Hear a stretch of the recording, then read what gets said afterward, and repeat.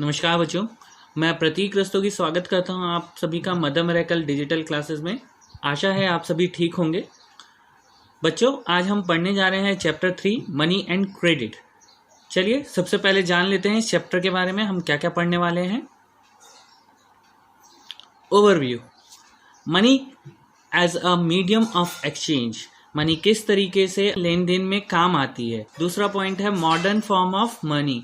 Money के modern form क्या क्या हैं वो आप यहाँ पे पढ़ेंगे। Loan activities of bank, bank से लोन किस प्रकार लिया जाता है, बैंक लोन कैसे देता है, इन एक्टिविटीज के बारे में आप यहाँ पे पढ़ेंगे। नेक्स्ट पॉइंट है आपका टू डिफरेंट क्रेडिट सिचुएशन। दो क्रेडिट सिचुएशंस के बारे में हम यहाँ पे पढ़ने वाले हैं। नेक्स्ट टॉपिक है आपका टर्म्स ऑफ क्रेडिट। क्रेडिट लेने यानी कि उधार लेने की शर्तें और नियम क्या है। उसके बाद क्या है formal sector credit in India, यानी कि अगर हम फॉर्मल सेक्टर से लोन लेते हैं तो वो भारत में कैसे लिया जाता है। नेक्स्ट है आपका self help groups for the poors. Self help groups जो गरीब लोग हैं हमारे, उनके लिए सेल्फ हेल्प ग्रुप कैसे काम करते हैं उसके बारे में आप पढ़ेंगे यहाँ पर। और सेल्फ हेल्प ग्रुप होते क्या हैं उनके बारे में आप यहाँ पर पढ़ेंगे। चलिए बढ़ते हैं अपनी नेक्स्ट स्लाइड की ओर। आ जाते हैं अपने पहले टॉपिक की ओर, money as a medium of exchange. सबसे पहला पॉइंट है व्हाट इज मनी, यानी कि मनी क्या है आपका। Money is an item which is used as a medium of exchange in modern economy. Money is work as an intermediary. It is used as a medium of exchange of goods and services. It is also used for the payment of debts. देखिए, money एक ऐसी चीज है जिसके द्वारा हम अपने जरूरत की चीजों का लेन देन करते हैं। ठीक है, जो आज का समय है, जो मॉडर्न समय है, मॉडर्न समय में मनी एक इंटरमीडियरी के रूप में काम कर रही है, यानी कि लेने देने की चीजों के बीच में काम कर रही है। It is use as a medium of exchange for goods and services. किसी भी चीज या वस्तु या सेवाओं को लेन देन करते समय हम मनी का आदान प्रदान करते हैं। कई बार ऐसा भी होता है जब हम उधार चुकाते हैं तो मनी के द्वारा भी उधारों को चुकाया जाता है। ठीक है, नेक्स्ट पॉइंट है आपका बार्टर सिस्टम, यानी कि बार्टर सिस्टम क्या था। भाई पहले तो मनी नहीं थी ना हमारे देश में, तो उसके बारे में बताया गया है। Before the introduction of money, Indian used grains and cattle as a money. In the barter system, selling and purchasing of the goods and services was done with double coincidence of want by fulfilling mutual wants without the use of money. In this system, goods and services was exchanged for another goods and services.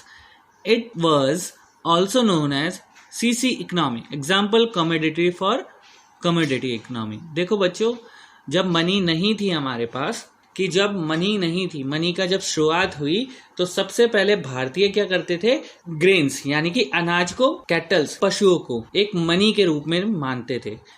In a barter system, selling and purchasing of the goods and services was done with double coincidence of want. Barter system में क्या होता था कि हम आवश्यकता का दोहरा सहयोग है, लोगों की म्यूचुअल वांट्स के अनुसार क्या करते थे, सेल और परचेज करते थे गुड्स एंड सर्विसेज का। लेकिन पैसा तो था नहीं, तो पैसे की जगह हम यहाँ क्या यूज करते थे, यहाँ पर हम यूज करते थे अनाज और पशु।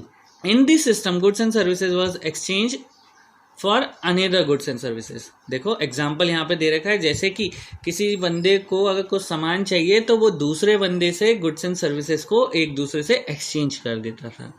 ठीक है, और इस तरीके के एक्सचेंज सिस्टम को हमने बोला CC economy, commodity for commodity economy. चलिए बच्चों, आशा करता हूं ये समझ में आ गया होगा। आगे चलते हैं, आते हैं लिमिटेशन ऑफ बार्टर सिस्टम। अब आता है हमारा point limitation of barter system, यानी कि बार्टर सिस्टम की लिमिटेशन यानी कि सीमाएं क्या थी। ठीक है, तो यहां पर पहला पॉइंट है lack of double coincidence of want. सबसे बड़ी प्रॉब्लम होती थी ऐसी सिचुएशन में बार्टर सिस्टम में कि हमें वही व्यक्ति ढूंढना पड़ता था जिसे हमारी वस्तु चाहिए और हमें उसकी वस्तु चाहिए, तो ऐसा व्यक्ति ढूंढना थोड़ा मुश्किल हो जाता था। तो इसीलिए कहा गया lack of double coincidence of want. ठीक है, आवश्यकता का दोहरा सहयोग वाला व्यक्ति ढूंढना बहुत मुश्किल था। सेकेंड है difficulty of storing value. Difficulty of storing value का मतलब यहाँ पे बोला गया है कि मनी को किस तरीके से मेजर करा जाए, यानी कि किसी वस्तु के बदले में कितनी वस्तु देनी है इसकी कोई वैल्यू डिसाइड नहीं हो पाती थी। Deferred payment system are difficult, अगर हमें कई लोगों को पेमेंट करनी है तो हम नहीं कर पाते थे। नेक्स्ट पॉइंट था सम गुड्स आर इनडिविजिबल, कुछ चीज़ें ऐसी होती थी जो हमें दिखती नहीं थी लेकिन हमें पैसा देना पड़ता था। और बच्चों यहाँ पर मैंने कुछ ओल्ड फॉर्म्स ऑफ मनी दिखाए हुए हैं, बार्टर सिस्टम के ओल्ड फॉर्म्स जो हमारे यूज़ होते थे। देखो बार्टर सिस्टम में क्या है, पहले कॉइन्स नहीं आते थे, उससे पहले धातु के सिक्के यूज़ होते थे। ये धातु के सिक्के आपको दिख रहे हैं, ठीक है। देन उसके बाद अनाज कुछ लोग यूज़ करते थे और पशुओं को कुछ यूज़ करते थे ओल्ड फॉर्म्स ऑफ मनी के रूप में, ठीक है। चलिए बढ़ते हैं हम अपने नेक्स्ट स्लाइड की ओर। मॉडर्न फॉर्म ऑफ मनी, जैसे जैसे समय बदलता गया तो मनी की मॉडर्न फॉर्म्स भी इंट्रोड्यूस होती चली गई, ठीक है। तो मॉडर्न फॉर्म ऑफ मनी के बारे में पहली चीज जो है करेंसी, ठीक है। पहला पॉइंट है करेंसी। तो करेंसी में क्या आता है, modern form of money includes currency, paper notes and coin. जो मॉडर्न फॉर्म होता है उसमें पेपर नोट्स और कॉइन्स को इंक्लूड करा गया है। दो ही तरीके की होती है। The modern coins are not made with the precious metal like gold and silver. Modern coins जो होते हैं, जो कॉइन्स बनते हैं हमारे, वो महंगी धातु से नहीं बनाए जाते, गोल्ड सिल्वर से नहीं बनाए जाते, वो किसी तरीके अलग तरीके की धातु होती है, ठीक है। तो भारत में पहले जो थे एल्युमिनियम के सिक्के बनते थे, अब जो है लोहा प्लस समथिंग मिक्सचर करके आता है वो, तो उससे बनाए जाते हैं। The real value of the modern coins are less than its face value. Currency coins are also used as a medium of exchange in modern economy. The currency note are made with paper. The real value of the currency note are less than its face value. तो देखो यहाँ पे क्या बोला कि real value जो होती थी मॉडर्न कॉइन्स की वो लेस होती थी उसकी फेस वैल्यू से, ठीक है। यानी कि जो सामान जो हमारा सिक्का बनाया जाता है तो उस सिक्के की वैल्यू अगर विदाउट वो कॉइन्स नहीं बना हुआ है तो उसकी वैल्यू कम होती थी, ठीक है, ताकि लोग अगर उसे गुलाएं भी तो उसका वैल्यू उसे मिले ना, ठीक है। तो जो छपा हुआ है उसकी वैल्यू ज़्यादा है और जब वो सिक्का नहीं है तब उसकी वैल्यू कम है। अगर रियल में कोई उसे गलाएगा सिक्कों को तो उसकी वैल्यू कम मिलेगी, ठीक है। Note are also use as a medium of exchange in modern economy. आज के समय में आपने देखा होगा नोट्स आ गए हैं 500, 1000, 2000, ठीक है, और आपका 20, 50, ये अलग अलग 200 का भी नोट है, 100 का भी नोट है। ये सारी करेंसी क्या है, पेपर करेंसी के रूप में यूज होती है, पेपर नोट्स के तौर पे। तो इनका भी वही चीज़ है, जैसे कि अगर कागज़ की वैल्यू की बात करें तो रियल वैल्यू उसकी कम है उसकी करेंसी नोट की वैल्यू से, ठीक है। जो उस पर लिखी हुई वैल्यू है उससे कम है उसकी वैल्यू, ठीक है। The currency note are made with the paper, the real value of the currency note are less than it face value. देखो यहाँ साफ साफ लिखा है, आपकी समझ में आ गया होगा। The currency is authorised by the government of the country. देखो किसी भी देश में करेंसी लगाने के लिए गवर्नमेंट उसे ऑथराइज करेगी तभी आप करेंसी लगा सकते हो। So it is used as a medium of exchange and accepted by others. इसीलिए गवर्नमेंट ऑथराइज करती है ताकि उसे लोग क्या करें, मीडियम ऑफ एक्सचेंज के तौर पे एक्सेप्ट कर लें, स्वीकार कर लें और एक दूसरे की वस्तुओं को चेंज कर लें। In India Reserve Bank of India has authority to issue currency notes on behalf of central government. Bharat में जो अथॉरिटी मिली है करेंसी नोट को इशू करने की वो है रिजर्व बैंक ऑफ इंडिया, जिसे हम RBI के नाम से भी जानते हैं। In India no individual can legally refuse the accept the rupee issue by the Reserve Bank of India, ठीक है। हमारे यहाँ पे बोला गया है कि कोई भी व्यक्ति, कोई भी इंडिविजुअल इंसान लीगली रिफ्यूज नहीं कर सकता रुपए को स्वीकार करने में, जो कि इशूड की गई है किसके द्वारा, RBI। अगर RBI द्वारा कोई करेंसी इशू करी गई है और उसको कोई व्यक्ति रिफ्यूज करता है यानी कि स्वीकार नहीं करता है तो ऐसे कंडीशन में उसे सजा भी मिल सकती है और जेल भी जाना पड़ सकता है, ठीक है बच्चों, समझ गए आप। मॉडर्न करेंसी में पेपर एंड कॉइन्स की वैल्यू, उसकी फेस वैल्यू ज़्यादा है, रियल वैल्यू कम है। अब चलिए बढ़ते हैं हम अपने नेक्स्ट टॉपिक की ओर, डिपॉजिट विद बैंक। अब अगला टॉपिक आ जाता है deposit with bank. Modern currency में जो हमारा सेकंड पॉइंट है वो है deposit with bank. Deposit with bank are also a form of money. A person can deposit in the bank by opening an account on his or her name. देखो deposit यानी कि जमा जब हम करते हैं वो एक तरीके का, जो बैंक में हम जमा कर रहे हैं वो भी एक तरीके की करेंसी के तौर पे माना जाता है। एक इंसान अपनी मनी को, अपने पैसे को बैंक में खाता खुलाकर क्या कर सकता है, रख सकता है। People need only some money at the point of time. So people can deposit extra money and earn extra money which is given on money already deposited into bank. देखो लोग क्या करते हैं, अपना एक्स्ट्रा पैसा जितनी ज़रूरत होती है उतना अपने पास रखते हैं, और जो एक्स्ट्रा पैसा होता है या कोई उसके पास, जैसे सपोज 500 रुपये हैं तो 500 रुपये में से 200 उसका खर्चा होना है तो 300 वो कहाँ जमा कर देता है, बैंक में, ताकि उससे वो एक्स्ट्रा मनी अर्न कर सके। और तो इसके लिए लोग क्या करते हैं, वो एक्स्ट्रा मनी को कहाँ डिपॉजिट कर देते हैं, बैंक में जमा कर देते हैं। नेक्स्ट पॉइंट है आपका, a facility of payment through cheque is also provided by the bank to their customers. Check work as an instrument for payment which is made by the paper. A person can directly transfer money to another person through check rather than in cash. देखो अगर आज की date में अगर हम बात करते हैं मॉडर्न फॉर्म ऑफ मनी भी जो बैंक हमें दे रहा है वो एक तरीके की चेक के थ्रू भी देता है, जिसमें हम क्या करते हैं, किसी व्यक्ति के नाम पर हम उस चेक को लिख देते हैं और उस चेक को डायरेक्ट वो अपने अकाउंट में जाके लगा लेगा, तो उसकी मनी उसके अकाउंट में ट्रांसफ़र हो जाएगी, हमें कोई पैसा देने की ज़रूरत नहीं है। चेक इंस्ट्रूमेंट जो है एक तरीके का पेपर पे बना हुआ पेमेंट मेथड है जिसके थ्रू बैंक उसे एक्सेप्ट करता है, यदि उसका नाम लिखा हुआ है तो पैसा सीधे उसके अकाउंट में चले जाएगा। चलिए बढ़ते हैं अपनी नेक्स्ट स्लाइड की ओर। देखो बच्चों यहाँ पे मैंने कुछ एग्जाम्पल दिए हैं मॉडर्न फॉर्म्स के। इस फोटो के जरिए आप समझ जाएंगे, कॉइन्स दे रखे हैं और आपको 100, 50 और 10 का नोट दिख रहा होगा, ये सब पेपर कॉइन्स की एक सैंपल दे रखी है, ठीक है। और चेक्स तो आपको पता ही होगा, तो चेक्स मैंने यहाँ पर नहीं दिखाया है, ठीक है, तो आप इसको समझ लीजिए। चलते बढ़ते हैं अपनी नेक्स्ट स्लाइड की ओर। Loan activities of the bank. चलिए बच्चों अब हम आ गए हैं नेक्स्ट टॉपिक की ओर। फंक्शन बैंक क्या क्या करता है, पहला तो हमारा डिपॉजिट करता है, सेकंड वो क्या करता है, लोन देता है। तो यहाँ पर वही चीज समझाई गई है, loan activity of the bank. Bank works as mediator between the depositor and the borrower. People deposited their money in the bank get some rate of interest as extra income. Bank hold only some percentage of their deposit into bank.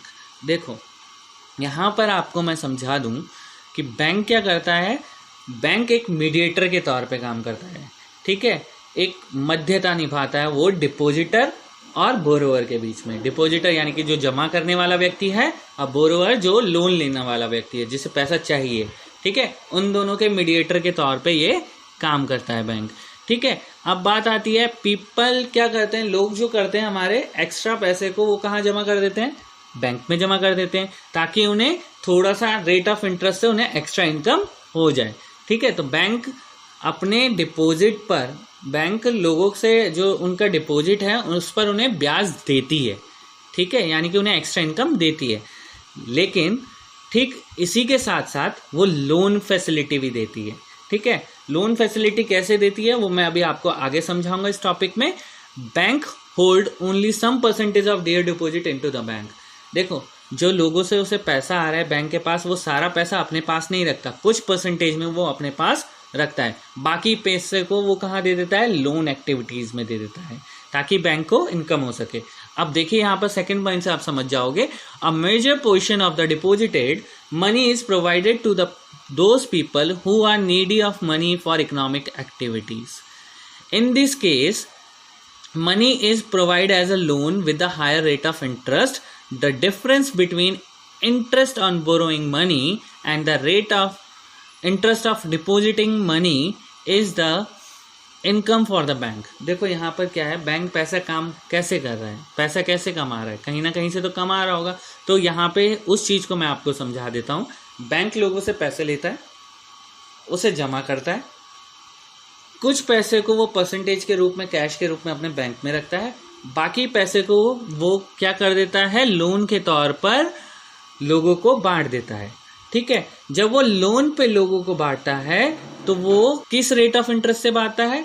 जो उसका deposit rate of interest है उससे थोड़ा सा ज्यादा higher rate पे, ठीक है, हायर रेट ऑफ इंटरेस्ट पे लोगों को वो लोन प्रोवाइड कर देता है। अब क्या बात आती है, बैंक पैसा कमा कैसे रहा है?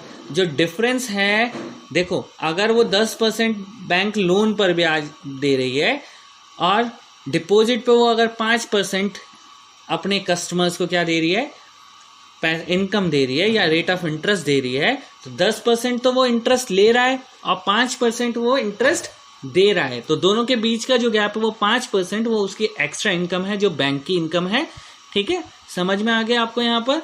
तो ये पॉइंट था आपका कि बैंक लोन्स कैसे देता है। चलिए अब आते हैं व्हाट इज क्रेडिट। क्रेडिट किसे कहते हैं? Credit is an agreement which is created when a person gives money and goods to the needy person with the promise to repay that with some rate of interest. तो देखो क्या बोला गया है यहाँ पर, क्रेडिट एक तरीके का यानी कि उधारी जो है एक तरीके का एग्रीमेंट है जो कि दो बंदों के बीच में करा जाता है। जो पर्सन प्रॉमिस करता है कि वो इंटरेस्ट के साथ उसे पे कर देगा।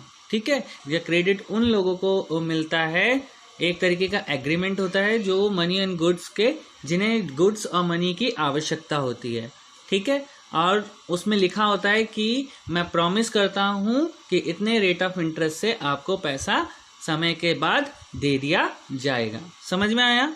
चलिए अब बात करते हैं नेक्स्ट स्लाइड की ओर।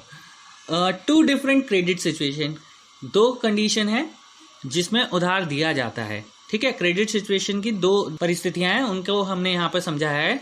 इन first condition, a person borrows money for the production activity with the promise to repay the loan at the end of the year when production work will be completed, and at the end of the year he or she will make a good profit from production activity and she or he able to pay the amount of loan. Therefore the person becomes better off than before.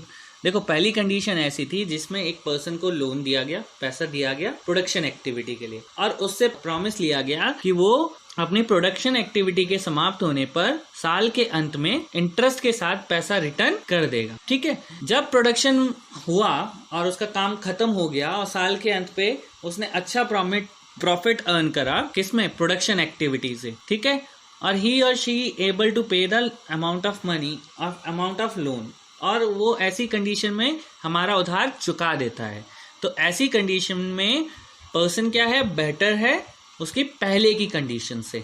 Second situation यहाँ पर जो हमने समझाई है, a person borrows money for production activity with the promise to repay the loan at the end of the year when production work will be completed. At the end of the year he or she unable to repay the loan due to loss in production. For this term, he or she come under the situation of debt trap. Therefore, the person becomes worse off than before. तो देखो दूसरी condition में क्या हुआ, पहली condition में तो वो अच्छा परफॉर्म कर रहा था, दूसरी कंडीशन में वो क्या है, उसे लोन मिला, उसने प्रोडक्शन करा, लेकिन प्रोडक्शन साल के अंत में उसे प्रोडक्शन में लॉस हो गया, उसका सामान नहीं बिका, उसे लॉस हो गया अपनी प्रोडक्शन एक्टिविटी में, और वो अपने लोन को नहीं चुका पाया। तो ऐसी कंडीशन में इंसान फंस जाता है डेब्ट ट्रैप यानी कि उधारी के चक्कर में। ठीक है, और ऐसे कंडीशन में वो इंसान पहली वाली कंडीशन से और भी बेकार हो जाता है।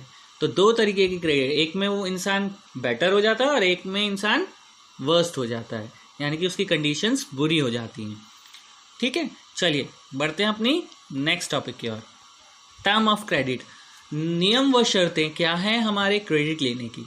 ठीक है, किस तरीके से क्रेडिट दिया जाता है, तो इसके बारे में हम यहाँ पे पढ़ेंगे। The interest rate, collateral and some document fulfil the requirement of term of credit. Interest rate is specified when a lender provides loan to the borrower. Borrower will have to repay the amount taken from the lender with the amount of interest. In some case, lender may demand collateral against loan. तो देखो बच्चों यहाँ पर एक नया word आया है collateral, इसको मैं अभी आपको बाद में समझाऊंगा, पहले आप यहाँ पे इस पॉइंट्स को समझ लीजिए। द इंटरेस्ट रेट, कोलेटरल और जो कुछ डॉक्यूमेंट होते हैं वो टर्म एंड कंडीशन है किसकी? क्रेडिट को लेने की। ठीक है, टर्म क्रेडिट अगर लेना है या लोन कभी लेना है आपको, तो या तो रेट ऑफ इंटरेस्ट देना होगा या आपको कुछ बंधक रखना पड़ेगा। इसका मतलब होता है बंधक, यानी कि किसी चीज़ को गिरवी रखना, ठीक है। दूसरा होता है कुछ डॉक्यूमेंट फुलफिल करने होते हैं लोन लेने के लिए। तो ये कॉमन टर्म एंड कंडीशंस हैं जो क्रेडिट लेते समय हमें पूरी करनी होती हैं। Interest rate is specified when a lender provides loan to the borrower. ये कौन डिसाइड करेगा? इंटरेस्ट रेट यहाँ पर जो लोन को प्रोवाइड कर रहा है वो डिसाइड करेगा कितने रेट ऑफ इंटरेस्ट पे वो बोरोवर को लोन दे रहा है। A borrower will have to repay the amount taken from the lender with the amount of interest. अब बोरोवर को क्या करना पड़ेगा? वो पैसा रेट ऑफ इंटरेस्ट के साथ वापस करना पड़ेगा। किसको? लेंडर्स को, ठीक है। इन सम केस लेंडर में डिमांड कोलेटरल अगेंस्ट लोन। कुछ केसेस में क्या होता है, लेंडर जो पैसा देने वाले होते हैं वो क्या करते हैं, कुछ ना कुछ कोलेटरल मांग लेते हैं लोन के अगेंस्ट। पेपर मांग लेंगे या कुछ बंधक मांग लेंगे, गिरवी रखने के लिए कोई ना कोई चीज वो मांग लेते हैं, ठीक है। तो कोलेटरल का मतलब है गिरवी रखने का कोई पेपर या कोई भी चीज हो सकती है, वो एसेट्स हो सकती है आपकी, वो आपसे मान ली जाएगी, ठीक है। तो यहाँ पर देखिए मैंने डेफिनेशन दी है, what is collateral. Collateral is an assets of the borrower which is given to the lender as a security for the specified period. Collateral एक तरीके की assets है जो borrower द्वारा दी जाती है किसको? lender को, ठीक है। किस तौर पे? security के तौर पे, और एक specified period में, यानी कि निर्धारित समय, जितने समय के लिए उसने लोन लिया है उस समय के लिए सिक्योरिटी के तौर पे borrower को अपने कुछ assets को वहां क्या रखना पड़ेगा? गिरवी के तौर पे रखना पड़ेगा। इसी को हम collateral बोलते हैं। A lender can use the assets which are held by him as a security until the amount of loan is repaid. Lender क्या करेगा उस चीज के assets का? उसको यूज कर सकता है ताकि उसे सिक्योरिटी बने रहे कि उसका पैसा उसे वापस मिल जाएगा। The lender has right to sell the assets and collateral when the borrower fails to repay the amount of loan in a specified period. अगर निर्धारित समय में लेंडर को पैसा नहीं मिलता है तो उसके पास अधिकार है कि वो संपत्ति को बेच सके या फिर उस कोलेटरल को बेच सके ताकि उसका पैसा रिकवर हो जाए। तो बच्चों ये समझ में आ गया होगा आपको टर्म्स ऑफ क्रेडिट, यानी कि जो आपकी टर्म एंड कंडीशंस हैं क्रेडिट की, वो सब आपको मैंने यहाँ पर समझा दी हैं। पहली कंडीशन आपकी इंटरेस्ट रेट, कोलेटरल और डॉक्यूमेंट्स को पूरा करना पड़ता है। कोलेटरल क्या होता है वो मैंने आपको समझा दिया है, आशा है आपको समझ में आ गया होगा।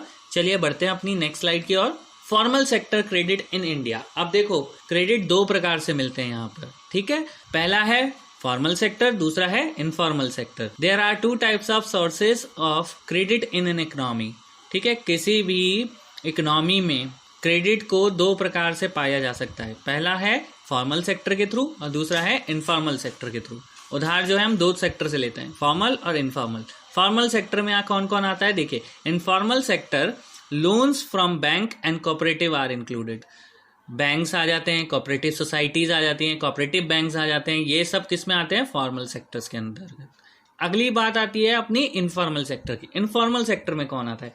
इन unformal sector loan from money lender, traders, employers, relatives, friends are included. As informal sector यानी कि जहां हमें कोई पैसा, कोई भी बंधक वगैरह बनाने की जरूरत नहीं है। ऐसा कोई व्यक्ति है जो ट्रेडर है, कोई व्यापारी है, कोई एम्प्लॉयर है, रिलेटिव है, कोई आपका फ्रेंड है, वो इनफॉर्मल सेक्टर हो गया, ठीक है। अब यहाँ पे आपको समझ में आ जाएगा जो मैं पॉइंट समझाने जा रहा हूँ, इन पॉइंट्स को ध्यान देंगे कि लोन भारत में कैसे वर्क करता है। As we know, the major portion of deposited money is provided to those people who are needy of money for economic activities. देखो किसी भी व्यक्ति को जिसको पैसा कमाने के लिए पैसों की जरूरत होती है तो वो क्या करता है लोन के तौर पे कहीं ना कहीं से वो ले लेता है। इन India Reserve Bank of India is supervise the functioning of loan activities in formal sectors. Formal sector में लोन की फंक्शनिंग को जो सुपरवाइज करता है यानी कि निरीक्षण करता रहता है या रिवाइज करता रहता है वो कौन है? रिजर्व बैंक ऑफ इंडिया, ठीक है। In India rate of interest of informal sector is greater than the rate of interest in formal sector. तो देखो यहाँ पे क्या बोला गया, जो हमारा फॉर्मल सेक्टर का लोन का रेट ऑफ इंटरेस्ट है, फॉर्मल सेक्टर का रेट ऑफ इंटरेस्ट जो होगा वो बहुत कम होगा इन कंपैरिजन टू किसके अगेंस्ट? इनफॉर्मल सेक्टर, ठीक है। एक है फॉर्मल सेक्टर और एक है इनफॉर्मल सेक्टर। तो फॉर्मल सेक्टर का जो रेट ऑफ इंटरेस्ट है वो कम होगा और हमारा इनफॉर्मल सेक्टर का ज्यादा होगा रेट ऑफ इंटरेस्ट। ठीक है, rate of interest in formal sector is supervise by the legal authorities, जो कि कौन है, आरबीआई है। ठीक है, रेट ऑफ इंटरेस्ट जो फॉर्मल सेक्टर में है वो लीगल अथॉरिटी सुपरवाइज करती है। चलिए अब आगे बढ़ते हैं हम नेक्स्ट स्लाइड की ओर।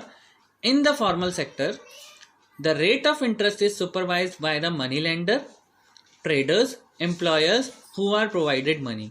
देखो इनफॉर्मल सेक्टर में तो कोई देखने वाला है नहीं, फॉर्मल सेक्टर में तो आरबीआई देख रहा है, इनफॉर्मल सेक्टर में कौन देखेगा, तो वो जो लोन को प्रोवाइड करा रहे हैं वही लोग डिसाइड करते हैं कि कितने रेट ऑफ इंटरेस्ट पे आपको पैसा दिया जाए।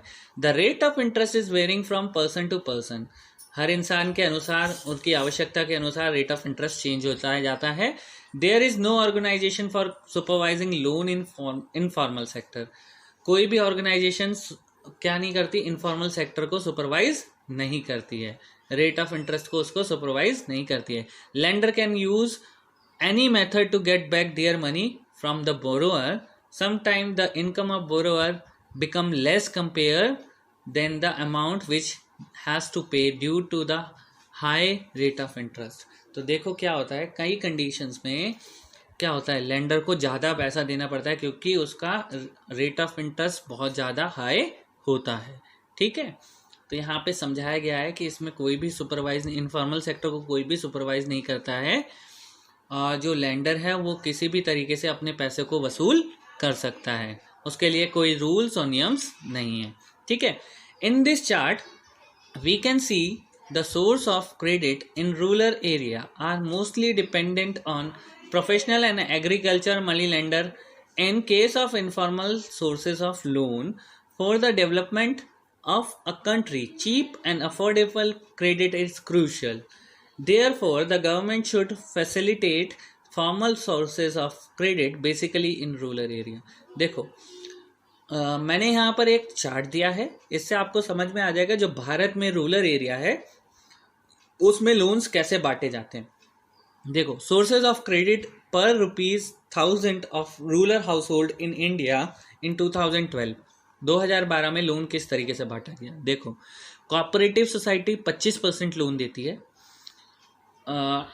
कमर्शियल बैंक 25%, कमर्शियल बैंक से 25% लोन लिया गया, कोऑपरेटिव सोसाइटी से 25% लोन लिया गया, लैंडलॉर्ड से 1% लोन लिया गया, अदर इंस्टीट्यूशनल एजेंसी जो कोऑपरेटिव होते हैं, छोटी छोटी फाइनेंशियल इंस्टीट्यूशन होती हैं, उनसे 5% लोन लिया गया, मनी लेंडर्स जो कि इनफॉर्मल सेक्टर्स है, इनफॉर्मल सेक्टर से 33% लोन लिया गया, relative end funds informal sector में आता है 8% लोन लिया गया, नॉन इंस्टीट्यूशनल एजेंसी वो कितनी है 2%। तो अगर हम इन तीनों को काउंट करें 33 + 8 + 2 कितना परसेंट हो गया, 33 + 2 आपका हो गया 34 + 8 हो गया आपका 42 + 44%, 44% एंड +5%, 44 + 5, तो इतना परसेंट लोन आपका भारत में ग्रामीण क्षेत्रों में इनफॉर्मल सेक्टर से लिया जाता है। अब लगा लीजिए आप कितना परसेंट लोन इनफॉर्मल सेक्टर देता है, केवल 50% ही है जो कि फॉर्मल सेक्टर से लोन लिया जा रहा है, बाकी सब इनफॉर्मल है। धीरे धीरे भारत में ऐसी स्थिति आ गई है कि फॉर्मल सेक्टर्स के द्वारा लोगों को लोन मिल सके ताकि ग्रामीण क्षेत्रों में लोग उस चीज़ का फ़ायदा उठा सकें। देखो यहाँ पर साफ साफ लिखा है कि इस चार्ट में हमने साफ साफ दर्शाया है कि 50% लोग जो हैं फॉर्मल सेक्टर में हैं और 50% लोगों ने जो लोन लिया है ग्रामीण क्षेत्रों में वो किस में लिया है, वो इनफॉर्मल सेक्टर से लिया है। लोगों को हम चाहते हैं, गवर्नमेंट चाहती है कि सस्ते से सस्ते पे प्रोवाइड करे लोन, तो ऐसी कंडीशन में भारत में क्या करना पड़ेगा, उन्हें ज़्यादा से ज़्यादा सस्ते रेट पे फॉर्मल सेक्टर से लोगों को लोन दिया जाए ग्रामीण क्षेत्रों में। यही इसकी बेसिक नेसेसिटी है। इस ग्राफ के थ्रू हमने समझाया था कि कितना परसेंट किस रेशियो में जा रहा है। चलिए हम बढ़ते हैं अपनी नेक्स्ट स्लाइड की ओर। ग्राफ 2, यहाँ पे मैंने एक ग्राफ 2 दिखाया बच्चों, आपकी समझ में आएगा। Graph 2 of all of the loan taken by the urban house hold, what percentage was formal and what percentage was informal. अब देखो वो तो था हमारा रूरल एरिया में, अब आया हमारा अर्बन एरिया। अर्बन एरिया में कितना परसेंट लोन फॉर्मल सेक्टर से लिया गया और कितना इनफॉर्मल सेक्टर से लिया गया। देखो blue percentage of loan of informal sector और पर्पल क्या इंडिकेट करता है, formal sector, percentage of loans from the informal sector. तो देखो यहाँ पर दिखाया है पुअर हाउस होल्ड यानी कि गरीब लोग जो हैं 85% लोग ऐसे हैं जो किससे ले रहे हैं, इनफॉर्मल सेक्टर से ले रहे हैं। ये ब्लू वाला सेक्शन जो है इनफॉर्मल सेक्टर से, यानी कि 85% लोग जो लोन ले रहे हैं अर्बन एरिया में वो किससे ले रहे हैं, इनफॉर्मल सेक्टर से। 15% किससे ले रहे हैं, फॉर्मल सेक्टर से। इसी तरीके से house hold with few assets, ऐसे लोग जो गिरवी रख के लोन ले रहे हैं, तो लोन अगर अपनी कोई चीज को रख के लोन ले रहे हैं तो वो कितना 47% फॉर्मल सेक्टर से ले रहे हैं, 53% आज भी इनफॉर्मल सेक्टर से लोन लिया जा रहा है। ठीक है, वेल ऑफ हाउस होल्ड जो बहुत ही ज़्यादा अमीर हैं, वेल सेटल्ड हैं, वो लोग कहाँ से लोन ले रहे हैं, बैंक से 72%, जो पूरी इकोनॉमी है उसका 72% लोन लिया जा रहा है। ठीक है, जितना लोन दिया जा रहा है उसका 72% लोग वेल सेटल वाले ले रहे हैं और 28% कहाँ से ले रहे हैं, इनफॉर्मल सेक्टर से ले रहे हैं। ठीक है, इसी तरीके से फॉर्मल सेक्टर से 90% जो अमीर लोग हैं वो 90% बैंक से पैसा उठाते हैं और 10% कहाँ से उठाते हैं, इनफॉर्मल सेक्टर से पैसा उठाते हैं। Graph 2 shows the importance of formal and informal sources of credit for the people in urban area. The people are divided into 4 groups. Poor to rich as shown in the figure. देखो यहाँ पर हमने साफ साफ इसमें मैंने पूरा समझा दिया आपको ग्राफ। अगर आपको नहीं समझ में आ रहा है तो आपको यहाँ से समझ में आ जाएगा। You can see that 85% of the loan taken by the poor household in urban area are from the informal sources. ये देखो पुअर एरिया में हमारा 85% इनफॉर्मल सोर्सेज से लोग, गरीब लोग लेते हैं। Compare this with the rich urban household, what do you find, only 10% of their loans are from informal sources. देखो अगर हम इसे कंपेयर करते हैं रिच लोगों से तो 10% लोन ही ऐसा है, क्योंकि उनके पास पेपर पूरे होंगे, सब कुछ होगा, तो वो 90% बैंक से ही पैसा प्रेफर करेंगे उठाना। ठीक है, a similar pattern is also found in rural area. The rich household are availing cheap credit from formal lenders, whereas the poor household have to pay a large amount of for borrowing, क्योंकि उनके पास कोई paper नहीं होता। ठीक है, तो यहाँ पे साफ साफ बोला गया है जो अमीर होंगे, वेल सेटल होंगे, वो बैंक से लोन उठाएंगे और जो गरीब होंगे उनको एक्चुअल में लार्ज रेट ऑफ इंटरेस्ट पे पैसा इनफॉर्मल सोर्सेज से लेना पड़ता है। ठीक है, चलिए अब बढ़ते हैं self help group for the poors. Self help group कैसे काम करते हैं हमारे भारत में।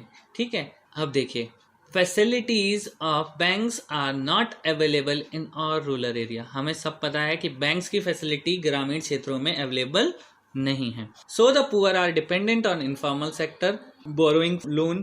Informal lender like money lender are often willing to give a loan without collateral because they personally knew the borrower. देखो ग्रामीण क्षेत्रों में हमें पता है क्यों, कहाँ से उत्पन्न हो रहा है ये प्रॉब्लम, कहाँ से सेल्फ हेल्प ग्रुप जो हमारा लोन की प्रॉब्लम उत्पन्न हो रही है वो कहाँ से हो रही है, ग्रामीण क्षेत्रों से। ग्रामीण क्षेत्रों में बैंक नहीं होते पहली कंडीशन, और बैंक है भी तो वो कोलेटरल रखवाते हैं। दूसरी चीज, गरीब लोगों के पास कोलेटरल रखने के लिए कुछ होता नहीं है। ठीक है, तो वो क्या करते हैं, वो मोस्टली पैसा कहाँ से होते हैं, उठाते हैं। अगर उन्हें पैसा चाहिए होता है वो कहाँ से जाते हैं, इनफॉर्मल सेक्टर से लेते हैं। इनफॉर्मल जो लेंडर्स होते हैं वो पैसा इसलिए दे देते हैं, मनी लेंडर्स इसलिए पैसा दे देते हैं क्योंकि वो पर्सनली उस व्यक्ति को जानते हैं और बिना किसी बंधक के ग्रामीण को पैसा मिल जाता है। An organization constitute to collect the saving of poors which is known as self help group. देखो यहाँ पर मैंने समझाया कि सेल्फ हेल्प ग्रुप करता कैसे ग्रामीण क्षेत्रों में काम। ग्रामीण क्षेत्रों में सेल्फ हेल्प ग्रुप काम करता है, तो वो क्या है, एक ग्रुप ऑर्गेनाइजेशन कर दिया 10 से 15 लोगों का, 15 से 20 लोगों का मिला के। ठीक है, वो क्या करते हैं, अपनी सेविंग्स को जमा करते हैं। The aims of the organization is to lend loan at the less rate of interest compared to the rate of interest specified by money lenders. A self-help group has 15 to 20 members. Saving vary from members to members, rupees 25 to rupees 100 depending on the ability of the person to save. देखो यहाँ पर क्या है, ग्रामीण क्षेत्रों में लोग क्या करते हैं, आपस में मिलके एक ग्रुप बना लेते हैं और कम रेट पे, कम रेट ऑफ इंटरेस्ट पे लोगों को लोन दे दिया जाता है जिनको ज़रूरत होती है। ठीक है। और सेल्फ हेल्प ग्रुप में कितने लोग होते हैं? 15 से 20 लोग होते हैं, और वो अपनी सेविंग्स का 25, 100, 50 या अपनी सेविंग्स के अनुसार जितना उनका पैसा सेव होता है वो इस कहाँ सेल्फ हेल्प ग्रुप को देते रहते हैं एज ए डिपोजिटर। ठीक है। देन उसके बाद नेक्स्ट पॉइंट है यहाँ पर, the organisation also provide self employment opportunity for the members by the way strengthening the group. ठीक है, क्या करते हैं? सेल्फ एम्प्लॉयड अपॉर्चुनिटी भी प्रोवाइड करते हैं। ठीक है, और सेल्फ हेल्प ग्रुप जो है सेल्फ एम्प्लॉयड अपॉर्चुनिटी यानी कि इंसान को खुद आत्मनिर्भर बनाने के लिए क्या करते हैं? एक अपॉर्चुनिटी प्रोवाइड करते हैं। ठीक है, for example some loans are provided to member for releasing mortgage land. ठीक है, कुछ लोन जो छोटे छोटे लोन हैं वो लोगों को इसलिए दिए जाते हैं ताकि वो अपनी बंधक रखी हुई जमीन को छुड़ा सकें। For meeting working capital needs, उनको उनके खेत में जो कैपिटल नीड्स हैं उनको पूरा करने के लिए वो क्या कर देते हैं? लोन प्रोवाइड करते हैं। फॉर हाउस मटेरियल, अगर उन्हें घर में कोई सामान की जरूरत है तो उसके लिए वो लोन प्रोवाइड करा देते हैं। There is also a group of repayment of loan. ठीक है, तो रीपेमेंट ऑफ लोन के लिए भी एक ग्रुप बनाया गया है, जिससे in the case of any non-repayment by the one member is followed by the other members of the organization, क्या होता है? अगर कोई व्यक्ति पैसा पे नहीं करता है तो उसे दूसरे ऑर्गेनाइजेशन के मेंबर द्वारा वसूल करा जाता है। और ये हमारा चैप्टर बच्चों यहाँ पर समाप्त हो गया है। इस चैप्टर के डिस्क्रिप्शन बॉक्स में मैंने आपको लिंक दे दिया है एनसीईआरटी क्वेश्चंस के बारे में। यदि आपको कोई क्वेश्चन समझ में नहीं आता है या फिर कोई भी क्वेरी हो, you can ask me through the WhatsApp number. Thank you.